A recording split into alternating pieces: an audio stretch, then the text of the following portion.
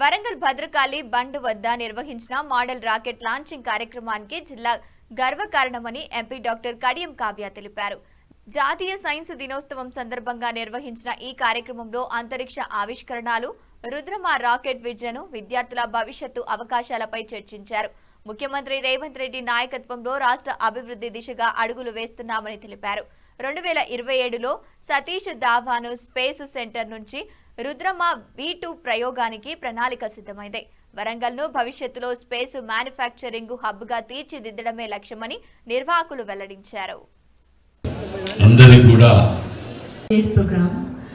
I also want to thank the ATDRL team for bringing this space education closer to the public. The speakers, volunteers who have been supporting us from last 10 days and looking forward to this seminar. Thank you. రాలేకపోయారు. వారు కూడా మీ అందరిని అడిగినట్టు చెప్పమని చెప్పారు. మరి వాస్తవానికి మరి నేను కూడా ఇవాళ చూద్దామని రావటం జరిగింది.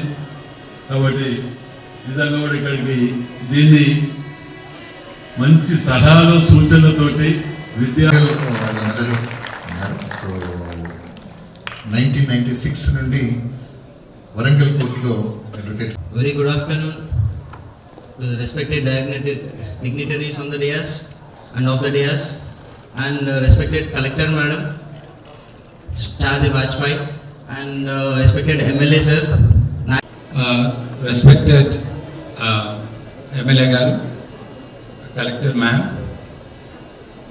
respected Dr. Seshagiri Rao garu, scientist.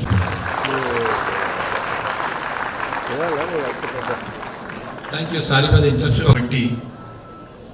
ఈ కాళోజీ కళాక్షేత్రంలో ఈ వరంగల్ గడ్డ మీద ధన్యవాదాలు చెప్తూ మీతో మంచి విషయాలు పంచుకుంటాను.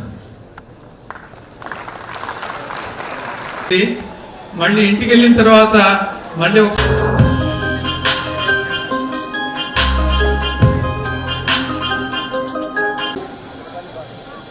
భద్రకాళి బండ్. సో మనం ఎప్పుడు కూడా అదే విధంగా ఇంతసేపు ఒక డీటెయిల్డ్ చిన్న మూవీ లాగా చూసి